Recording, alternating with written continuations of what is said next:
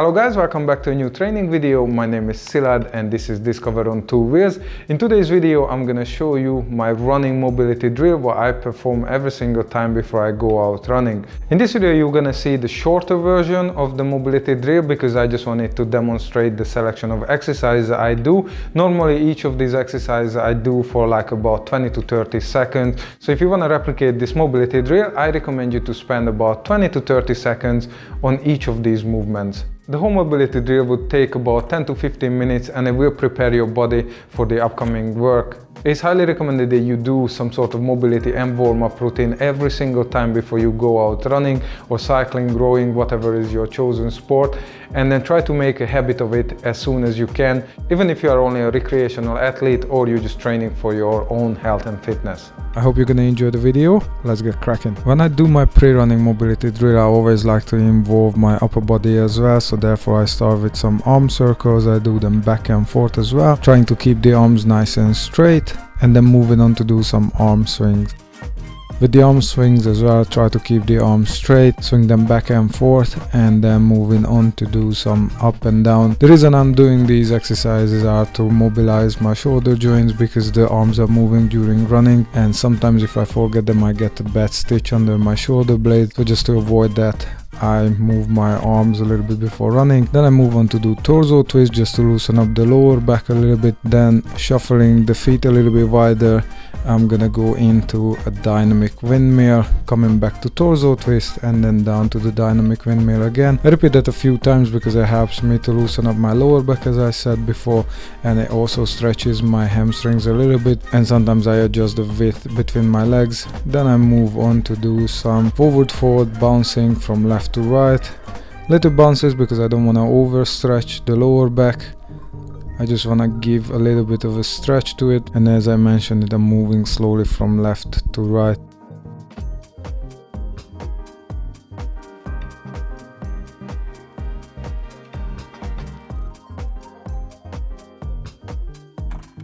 Then with the same width on the legs, I'm gonna move on to do some side lunges to stretch out the inner thighs a little bit and start loading the quads and the glutes a little bit. I'm really tight in my inner thighs, my adductors are extremely tight, so this is a must for me every single time. And then as I loosen up a little bit, I progress into Cossack squats, shifting from side to side, sometimes with the hands on the floor, sometimes with the hands in the air.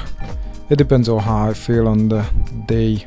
I also like to do some touch the toes, touch the ceiling exercise, so this is technically a forward fold and then a back extension. Again, running is quite impactful on the lower back, so the more you do for your lower back, the better is it gonna be during the running. You just want to make sure that you promote the blood flow and then start increasing the temperature of the muscles, so try to avoid having any issues mid-run. Then I move on to do some hip circles. I do the circles inside, outside, and I try to work with the biggest range possible, so I use my knee as my guidance and I just try to draw nice big circles with them. And then moving on to the other side, trying to open up that hip, get the joints nice and lubricated, the temperature up is gonna help me with my performance when I'm running. The more mobility you can do, the better it is because the less stiff you will feel, especially in the beginning of the run. And based on how much time you have for your run, I try to go at least 15-20 minutes. Now, after the knee circles, I move on to do some zombie kicks. I like to work alternated legs. That gives me that little shuffle in the middle, get me a little bit more bouncy, and I try to kick as high as I can, get that hamstring stretching. Then knee circles. The knee joint takes quite a bit of a beating during running, so again, the more you can do for it, the better it's gonna be in the long term and during your run as well. I do the circles both direction, inside and outside, again just to lubricate the joint. After the knee circles, I move on to do some bouncing long lunges. This is gonna be excellent for your hip flexors. Hip flexors are working really hard while you're running. So again, going through a couple of dynamic stretches will make you a big favor in the long run. Also helps you to work a little bit on the ankle mobility, which is again extremely important when it comes to running. Now this next one probably looks a little bit weird.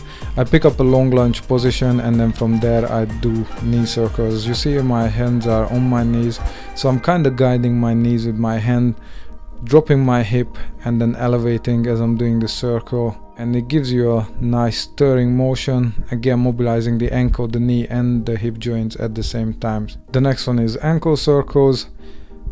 My main issues with running usually comes from the ankle, so for me that is extremely important. That is included in my mobility drill, and I do the circles inside outside, sometimes just randomly. Then a couple of calf raises to get the calf muscles pumping, get more blood in there.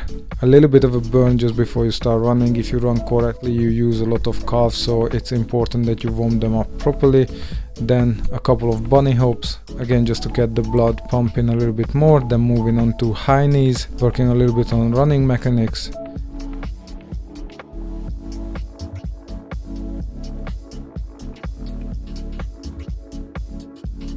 And then high heels as well. That helps you to warm up the quads, the hamstrings, and again just working on the running mechanics. Couple of twist jumps, again going back to warming up the lower back, keep the blood pumping, and then get the heart rate up a little bit more.